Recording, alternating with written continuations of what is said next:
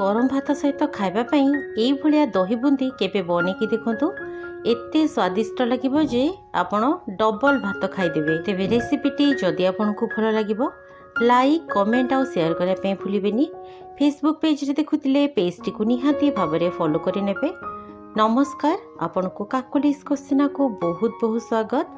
तेबे चलतु स्टार्ट करवा रेसिपी। ये देखो दर्शक बंधु, ये रेसिपीटी को तैयारी करने एटी मु अध किलो फ्रेश दही नहीं। दही बुंदी को बनवाई सदा बेले फ्रेश दही नियंतु, देखिए स्वाद बहुत बढ़िया लगे।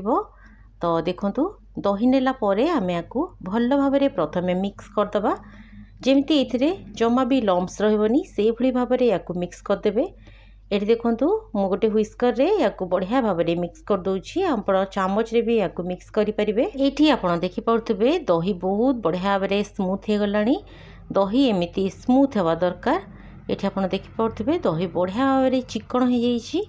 एबे आमे एथिरे दरकार मुताबक पानी देदबा। तेबे दर्शक बंधु, जदि आपण मो चैनल रे नुआ अछंती आ एपर्यंत चैनल को सब्सक्राइब करनाहांती ताले प्लीज चैनल को सब्सक्राइब करबा सहित पाखरे थिबा बेल बटन टी को प्रेस करदेबे। एठी देखंतु दही रे मु बढ़िया भाव में पानी को गोले देली। एबे आमे बूंदी नै जिबा। एठी मु किना बूंदी नै छी, एमिति प्लेन साधा खारा बूंदी आपण इजीली मार्केट रे पाई जिवे।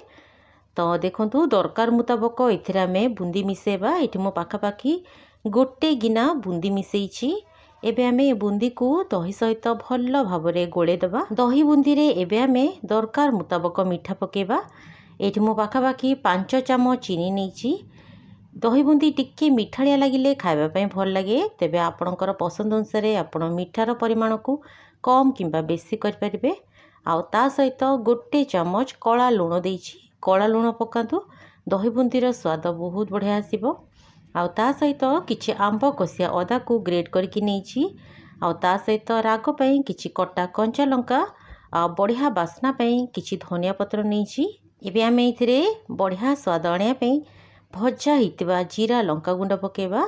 जीरा और सुखिला लंका को ड्राई रोस्ट करके याकू ग्राइंड कर देबे। भजा जीरा लंका गुंड को जमा स्किप करिवेनी, टेस्ट भल लागिबनी। तो देखंतु यार कंसिस्टेंसी एटा आउ टिके गला परे बा किछि समय रही गला परे आउ टिके बहलिया हि जिवो। एबे आमे तड़का पैन रे किछि रिफाइंड तेल गरम करि नबा। तेल गरम हे गला परे सेथिरे किछि सोरिष, सुखिला लंका और किछि भृसंग पत्र पकेबा। एबे आमे इथिरे ए गरम गरम तड़काटी को ढाली दबा। तड़का देले यार स्वाद बहुत बढ़िया आसी थाए। तो देखंतु दर्शक बंधु, याकू मो भल भाव में गोली देली। एबे आमे याकू साइड रखि दबा।